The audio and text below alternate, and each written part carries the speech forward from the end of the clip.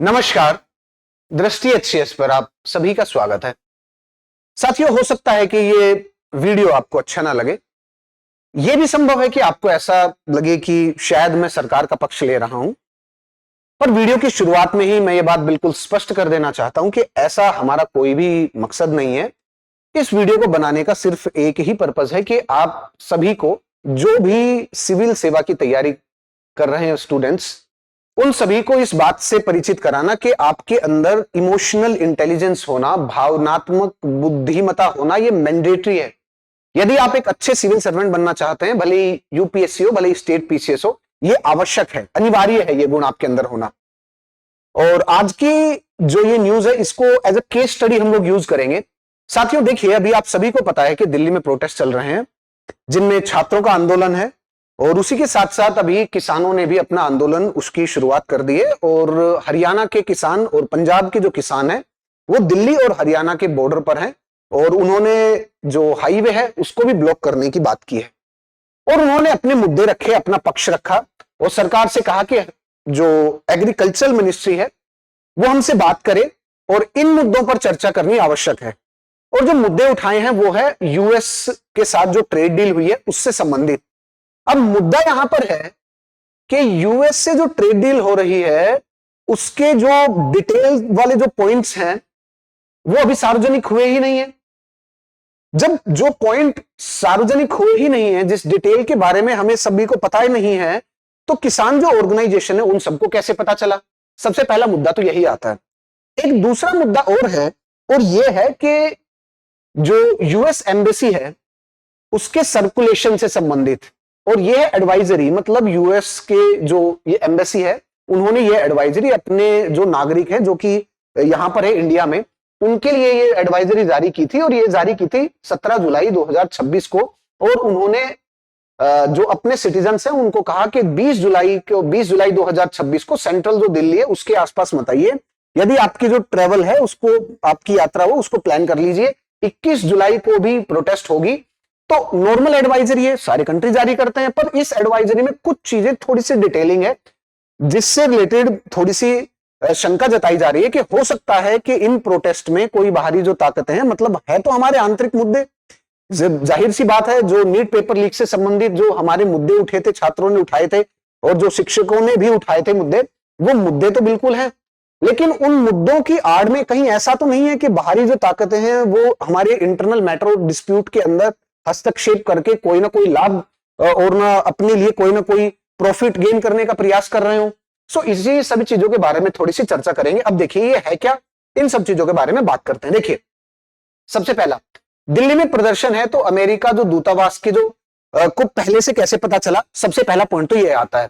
अब यदि हम टाइमलाइन को देखें तो टाइमलाइन कुछ इस प्रकार से है कि 17 जुलाई 2026 को अमेरिकी जो दूतावास है उसने एक अलर्ट जारी किया अपने सिटीजन्स के लिए, जिसके बारे में हमने अभी चर्चा की थी कि डेमोन्स्ट्रेशन अलर्ट है। But the point is that कि 20 जुलाई 2026 को जो मॉनसून सत्र की जो शुरुआत हुई उससे संबंधित जो ये अलर्ट जारी किया था, इसमें कुछ ऐसे पॉइंट्स थे जिनके ऊपर जो कुछ एनालिस्ट, जो कुछ विशेषज्ञ हैं उन्होंने फोकस किया और उसके बाद उन पॉइंट्स के बारे में जताया कि हो सकता है कि उनको पहले से पता हो। यदि उनको पहले से पता है तो हो सकता है कि कोई बाहरी ताकतों की इन्वॉल्वमेंट हो। अब देखिए, उसके बाद जैसा उन्होंने अपने एडवाइजरी में जारी किया, 21 जुलाई 2026 को किसानों की मार्च भी हुई, और उसी के साथ साथ ये जो मार्च थी इसमें जैसे जो छात्र आंदोलन थे उसमें जो प्रशासन था और छात्रों के बीच में भी जो झड़प थी वो हिंसक रही, और हमने भी वीडियोस वगैरह ये सारी चीजें देखी। अब आगे चलते हैं और एक्चुअल मुद्दे पे आते हैं कि ये जो एडवाइजरी जारी की थी इसको थोड़ा सा डिकोड करते हैं। अब देखिए, इस एडवाइजरी में कुछ पॉइंट्स मेंशन थे, जैसे कि तारीख तो मेंशन थी, ठीक है, आपने अनुमान लगाया होगा, ये मान लिया कि 20 और 21 जुलाई को प्रदर्शन होगा। ये अनुमान पहली बात तो बिल्कुल सटीक निकला, सबसे पहला पॉइंट। दूसरा, जो स्थान है वो बिल्कुल क्लियरली मेंशन है कि कहां पर होगा, किसान आंदोलन कहां पर होगा और जो छात्र आंदोलन है वो कहां पर होगा। ये जगह बिल्कुल सटीकता से मेंशन है, और मध्य दिल्ली के ये बिल्कुल स्पष्ट है। सबसे पहला जंतर मंतर, संसद भवन, किसान घाट, बिल्कुल क्लियर मेंशन है। उसी के साथ थर्ड पॉइंट इज भागीदारी के बारे में भी मेंशन है कि लगभग 250 किसान जो संगठन है वो एकजुट होकर के ये भविष्यवाणी करना बिल्कुल इतनी सटीकता से, ये भी पॉइंट है। उसी के साथ साथ सुरक्षा, जैसे यातायात व्यवधान रहेगा, उसी के साथ साथ कड़े जो सुरक्षा उपाय हैं पहले उनके बारे में उन्होंने एडवाइजरी मेंशन किया। तो चारों के चारों जो पॉइंट हैं वो डिटेल, उनकी जो डिटेल है वो मेंशन की थी। इसीलिए दूतावास से संबंधित कुछ पॉइंट उठाए जा रहे हैं कि सबसे पहला क्या है कि आप ये बताइए कि आंतरिक जो सुरक्षा उससे संबंधित कुछ सवाल है वो उठे हैं कि ये जो खुफिया जो जानकारी है यूएस एम्बेसी के पास इसका सोर्स क्या था, सबसे पहला पॉइंट। यदि ये जानकारी दूतावास को थी तो दूतावास ने ये जानकारी सेंट्रल गवर्नमेंट और जो दिल्ली के जो सरकार उसके साथ शेयर क्यों नहीं की? सार्वजनिक जो घोषणा की थी ये कैसे, कहां से आई? पहला पॉइंट। दूसरा, कौन से चैनलों से ये न्यूज इनको मिली, आप ये बताइए। यदि आप अमेरिका को ये अहम जानकारी पहले से पता थी तो उन्होंने दिल्ली सरकार और केंद्र सरकार से ये जानकारी साझा क्यों नहीं की? यदि की है तो आपने किस चैनल के थ्रू की है, आप ये बताइए। और यदि नहीं की तो आपने ये जानकारी शेयर क्यों नहीं की? देखिए, और यही मुद्दे उठते हैं। यदि हां तो कहां, कब और कैसे, ये बताइए। यदि नहीं तो आपने क्यों नहीं की और आपको इतनी सटीक इंफॉर्मेशन मिली कहां से? ये कुछ पॉइंट है। अब देखिए, हो सकता है कि ये जो आंदोलन है इसमें कोई भी बाहरी ताकतों का हस्तक्षेप ना हो। यह भी असंभव है कि कुछ हस्तक्षेप हो, कि ये जो आंदोलन है इसमें छात्रों की जो मांग है वो बिल्कुल जायज है, लेकिन बाहरी जो ताकतें कुछ ना कुछ लाभ उठाने का प्रयास कर रही हैं। अब देखिए, यदि हम ये देखें कि इस आंदोलन में कोई भी बाहरी ताकतें इन्वॉल्व नहीं है, वो इस बात से स्पष्ट होती है कि अचानक है, ये अचानक भड़का हुआ गुस्सा है। जाहिर सी बात है कि 2024 में भी लीक हुआ, 26 में भी लीक हुआ। इतने गवर्नमेंट जो पेपर हैं उनमें भी धांधलेबाजी के बिल्कुल क्रिस्टल क्लियर सबूत मिले हैं और कोर्ट में भी कई बार पकड़े जा चुके हैं। उससे संबंधित जो गुस्सा है वो फाइनली फटा है। तो इसको बोलते हैं सिमरिंग डिस्कंटेंट, कि धीरे धीरे पनपा हुआ गुस्सा था। ये पहला पॉइंट। दूसरा, और किसान आंदोलन तो 2020 में हुआ ही था। उसी के साथ साथ ये जो स्थानीय और जो तात्कालिक जो प्रतिक्रिया है ये इसी के कारण है क्योंकि गुस्सा बहुत ज्यादा समय से था।